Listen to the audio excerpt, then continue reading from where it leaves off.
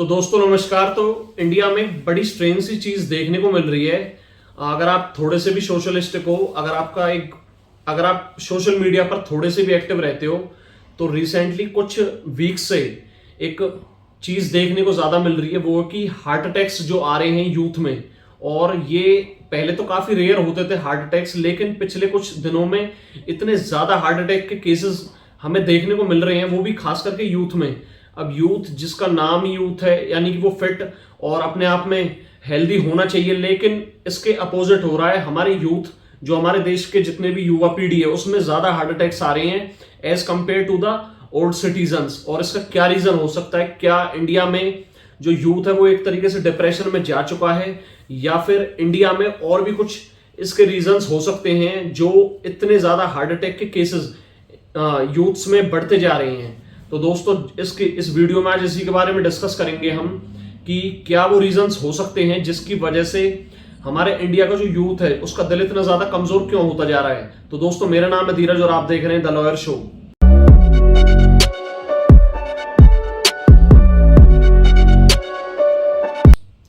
अब पहले जानते हैं क्या वो सिमिलर रीजंस हैं जिनकी वजह से मेनली जो दो तीन रीजंस ज्यादा कंसिडर किए जाते हैं, जिनकी वजह से हार्ट अटैक के केसेस ज्यादा आते हैं, या फिर वो जो पर्टिकुलर रीजन है वो ज्यादा देखने को मिलता है उन केसेस में।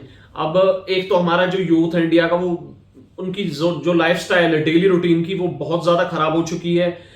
Access use of alcohol drinking और एक्सेस यूज ऑफ स्मोकिंग, मतलब जो उनकी डेली रूटीन की लाइफस्टाइल है उसमें स्मोकिंग और अल्कोहल का कंजप्शन एवरेज जो मात्रा होती है उससे काफी ज्यादा हो चुका है, जो कि एक कंसिडर किया जाता है आपके बेड हेल्थ के लिए। उसके साथ साथ एक मेंटल स्ट्रेस, ये सबसे ज्यादा आज के टाइम में इंडिया में यूथ में है, क्योंकि lack of jobs, lack of income sources और lack of knowledge, lack of opportunities, इसमें भी बहुत सारे एक रीजंस माने जाएंगे जिसकी वजह से जो हमारा जितनी भी यूथ है वो एक तरीके से मेंटल डिप्रेशन में जा चुकी है। और काफी हद तक इनके केसेस मेट्रो सिटीज में ज्यादा देखने को मिलते हैं, क्योंकि वहां पर जो लाइफ एक्सपेंडिचर, वहां पर जो daily life cost of living है वो बहुत एक्सपेंसिव है, रादर देन जो हमारे इंडिया में विलेजेस में लोग रह रहे हैं, हमारे रूरल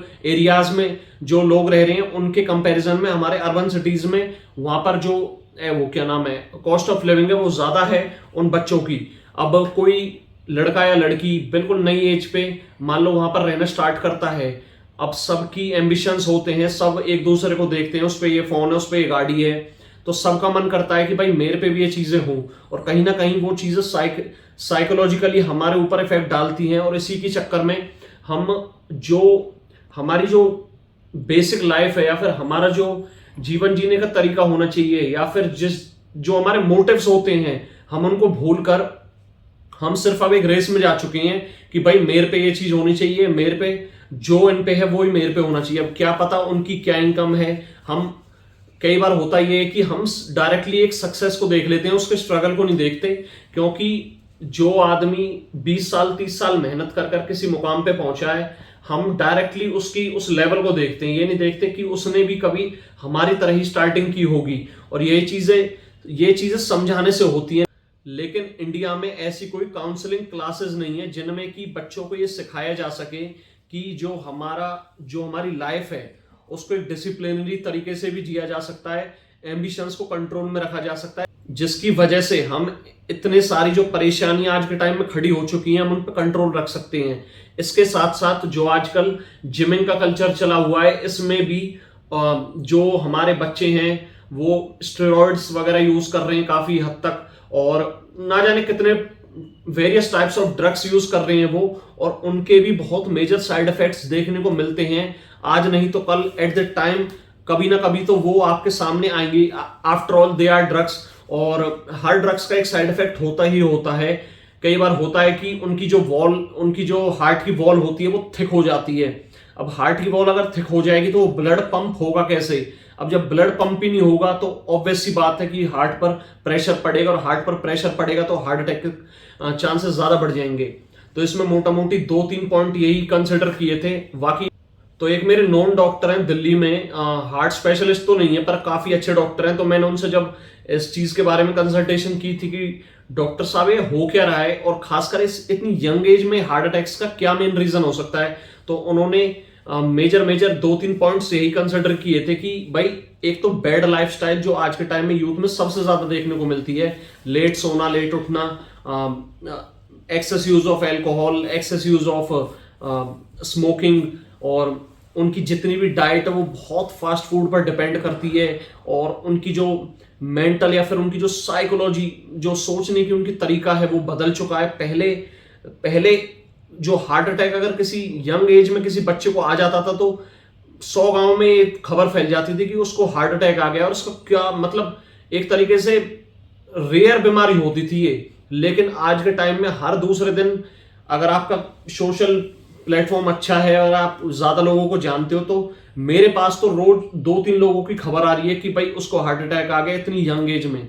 और सही में ये एक बहुत सोचने वाली बात है कि क्या हो रहा है। सब हम सबको 24 साल 25 साल में ऐसे चले जाते हैं सब छोड़कर, मतलब ये कमाने की एज है ना कि जाने की एज।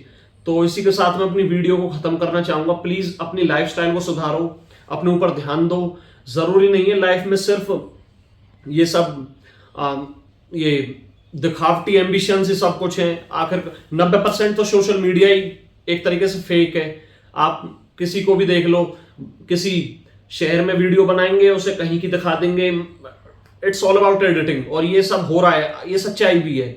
तो दोस्तों प्लीज एक डिसिप्लिनरी लाइफ जीना शुरू करो, और अपने माँ बाप से प्यार करो, अपनी फैमिली से प्यार करो, अपने यार दोस्तों से प्यार करो, और इस वीडियो से भी प्यार करो और इसे शेयर करो।